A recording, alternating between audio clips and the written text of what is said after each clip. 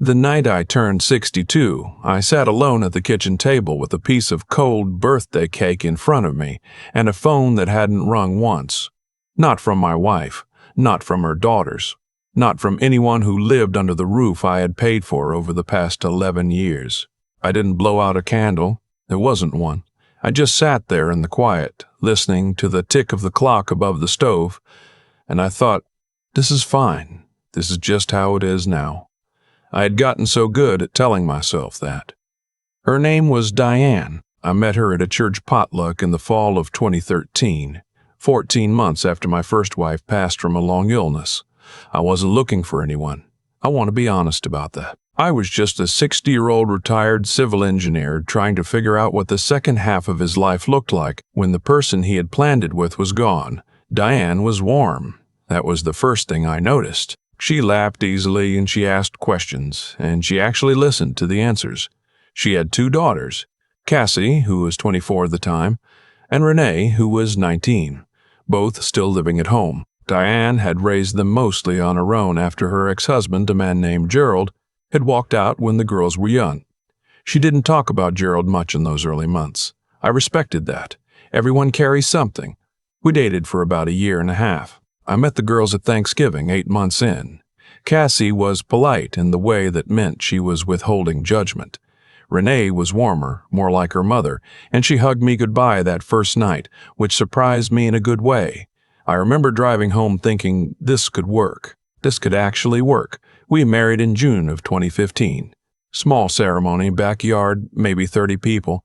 My son from my first marriage, Arthur, flew in from Portland. He pulled me aside before the reception and said quietly, "Dad, just make sure you know what you're getting into." I thought he was talking about the age of Diane's girls, or maybe just the general difficulty of blending a family. I patted his shoulder and told him I'd be fine. I should have asked him what he meant. The house was mine. I want to be clear about that because it matters later. I had bought it in 2001 with my first wife.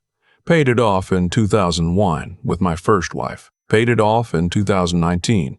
4 bedrooms, a finished basement, good neighborhood outside of Columbus, Ohio. When Diane and I married, she and the girls moved in. Gerald had been largely absent for years, contributing nothing, and Diane had been renting a 2-bedroom apartment. Moving into my house was, by anyone's measure, a significant upgrade. I didn't hold that over anyone. That wasn't in my nature. I fixed up Cassie's room with new furniture because hers had been secondhand and worn. I finished the basement for Renee so she'd have her own space with a separate entrance. I paid for Renee to finish her last 2 years of community college. I did these things because I wanted to, because I thought of it as investing in a family. The first signs were small. They always are. Cassie started referring to the house as our place in a way that felt slightly off, like she was the one who paid for it.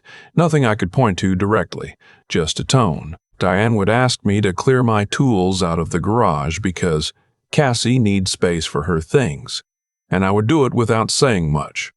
I'd cleared a garage I'd used for 20 years to store boxes belonging to a 25-year-old who didn't pay rent. Gerald reappeared in the picture about 2 years into our marriage. He'd cleaned himself up, supposedly. Got a job somewhere in Cincinnati.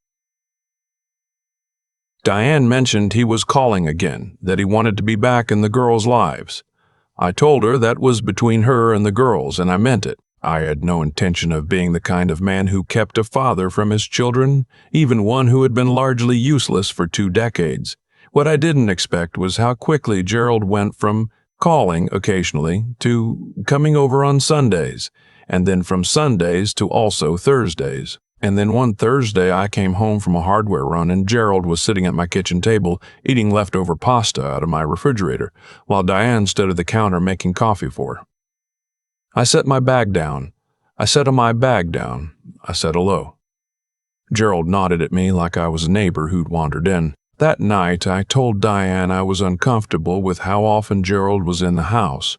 She looked at me with this patient, slightly tired expression, the kind a person uses when they've decided in advance that whatever you're about to say is an overreaction.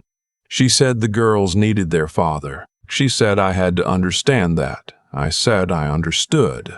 I said what I didn't understand was why their father needed to be in my kitchen eating my food without once acknowledging that this was my home.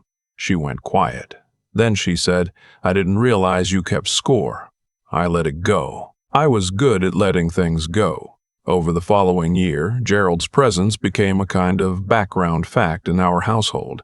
He and Cassie became close again. Closer, I suspect, than they'd been in years, which, under any other circumstances, I would have found genuinely touching. But the dynamic it created was strange. Cassie began to defer to Gerald on household decisions in a way she never had with me. When the backyard needed work, it was Gerald she consulted. When something broke in Renee's basement apartment, Gerald was the one who came to fix it, while I stood in the doorway of my own house holding a toolbox I hadn't been asked to open. Renee, to her credit, seemed to notice something was wrong. She would catch my eye sometimes across the dinner table with an expression I couldn't quite read. Once, when Diane and Cassie had gone out, she sat with me on the back porch and said, quietly, "You know none of this is fair to you, right?" I told her I appreciated her saying that. I didn't push further. It didn't feel right to put her in the middle. What I didn't know then, what I wouldn't know for another 2 years, was that those conversations were happening without me. That Cassie and Diane and Gerald had been having discussions about the future that I was not part of. That the house, my house, the house I had paid for in full, was being thought of in ways that had nothing to do with me. I found out on a Wednesday morning in March. I had left for what I told Diane was a dentist appointment. Routine, nothing interesting. But the appointment ended early, and I came home to find her car still in the driveway alongside Gerald's truck, which was not unusual anymore, and I walked in through the back door the way I always did. They were sitting at the kitchen table. Diane and Gerald, and Cassie was there too, standing by the counter. They didn't hear me come in. The house has always had a quiet back entrance. I've moved through it thousands of times without announcing myself. What I heard, in the 30 seconds before any of them noticed I was there, was this: Diane saying, "We just need to be careful about timing." And Gerald saying, "Once the name is on the deed, it's different."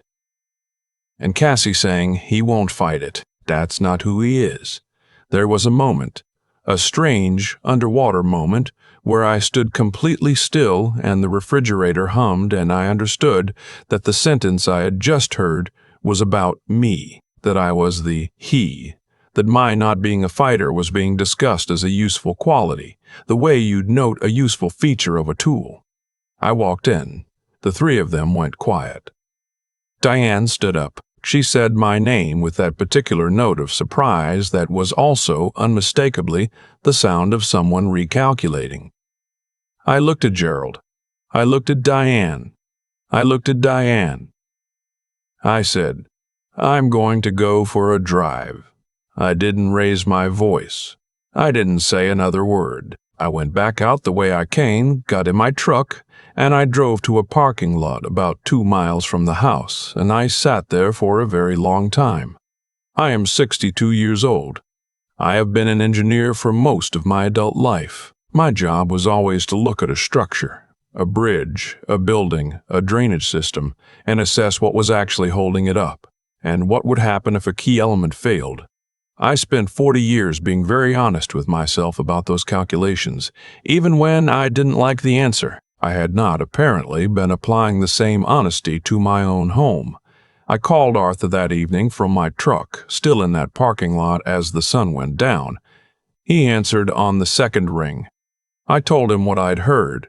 He was quiet for a long time. Then he said, "Dad, do you remember what I said to you before your reception?" I said I did. He said, "I did want to be right." I told him I needed a lawyer. He said he'd make some calls. What followed was 3 weeks of careful, quiet information gathering. My lawyer, a sharp woman named Patricia who specialized in exactly these situations, advised me not to confront Diane yet, not to change my behavior in any noticeable way, to continue as normal while she prepared documents. I followed her advice. It was the hardest thing I had ever done, and I have had some hard years. I cooked dinner. I watched the evening news. I sat in the same room as Gerald on 2 separate Sunday afternoons and discussed the weather and a football game. I smiled. I answered Diane's questions about our schedule. I was, by all appearances, exactly who Cassie had described, a man who wouldn't fight. But I was also, quietly, understanding the full picture for the first time. Patricia found that Diane had been consulting with a real estate attorney. The goal, as best as could be determined, was to have her name added to the deed. Something she had raised with me once, casually, 2 years earlier, and I had said I'd think about. And then, once that was done, to initiate a divorce and claim half the property value. The house, by current market estimates, was worth $440,000. Gerald, it appeared, had been part of these conversations for some time.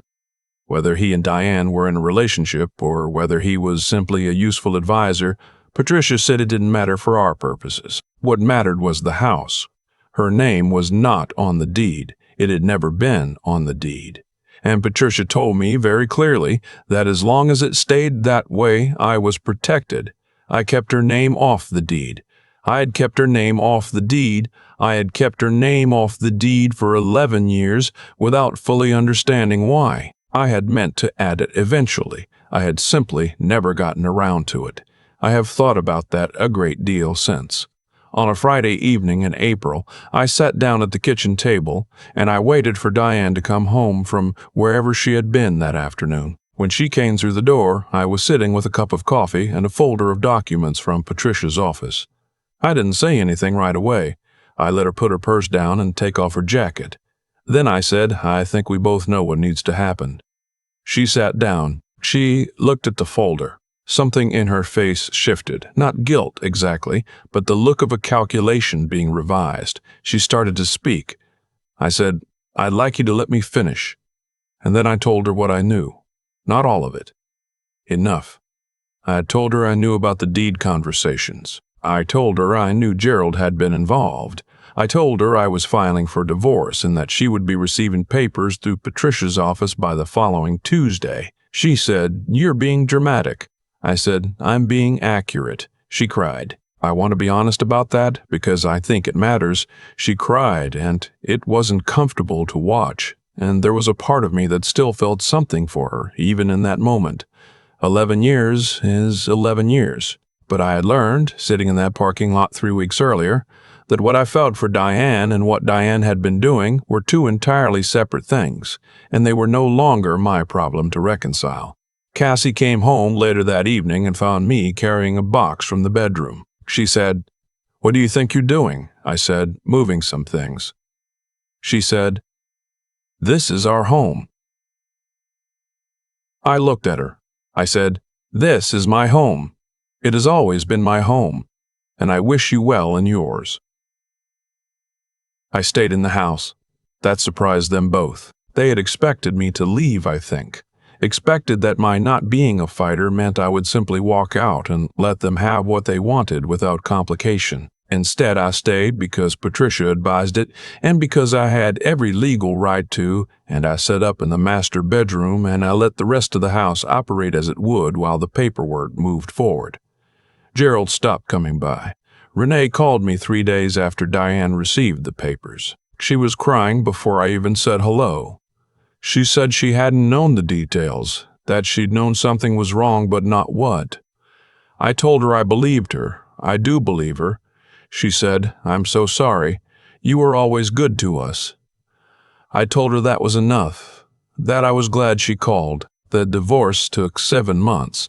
Diane hired an attorney who argued that her contributions to the household, emotional labor they called it, and time invested, entitled her to a share of the property. Patricia dismantled that argument efficiently and without drama. The house was mine, purchased before the marriage, paid off with money that was entirely mine, and Diane's name had never appeared on a single document related to it. She received her personal property, half of what had accumulated in our joint bank account over the marriage, which was not a trivial amount and which I paid without contest, and nothing else. The girls moved with her to a rental on the east side of Columbus. I don't know if Gerald has continued to be part of that picture. It isn't something I keep track of. Arthur drove down from Portland the weekend after the divorce was finalized. We sat on the back porch, the same porch where Renee had told me things weren't fair to me 2 years before I was ready to act on that. And we had a beer and didn't talk very much. The evening was cool and quiet, and the yard needed work, the same yard I had been meaning to get to for several years. I found I was looking forward to it. He asked me at some point if I was angry. I thought about it for a while. I said that what I felt wasn't exactly anger. It was something closer to clarity. Like a window I'd been looking through for a long time had finally been cleaned, and what was on the other side was just the yard, just the trees, just the ordinary facts of my own life. And it was enough. He was quiet. Then he said, "I've missed you, Dad." I didn't say that right, but I missed the version of you that felt like yourself. I didn't answer right away. The clock on the back porch ticked.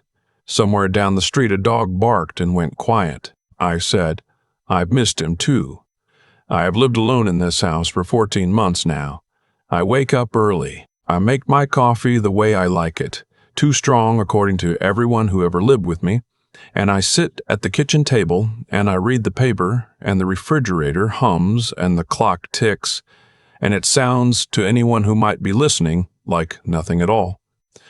To me, it sounds like mime. There is something I want to say to anyone who is in the place I was in, sitting at a table with cold birthday cake, telling yourself that this is just how things are, that the life that has quietly assembled itself around you is the life you agreed to. I want to say, look carefully at what is actually holding the structure up, not what you hope is there, not what you remember agreeing to, what is actually, at this moment, in place. I was an engineer for 40 years. The most dangerous structures are not the ones that collapse suddenly. They are the ones that have been compromised slowly, quietly, over a long time, while everything on the surface appears normal. You can walk across that bridge every day for years and never know. And then one day you're standing in a parking lot at sunset, and you hear the thing that tells you the load-bearing element is gone, and you understand that the question is no longer whether the bridge will hold. The question is whether you are still on it when it comes down. I got off the bridge, and the ground, it turned out, was right there. Solid, real, entirely mine.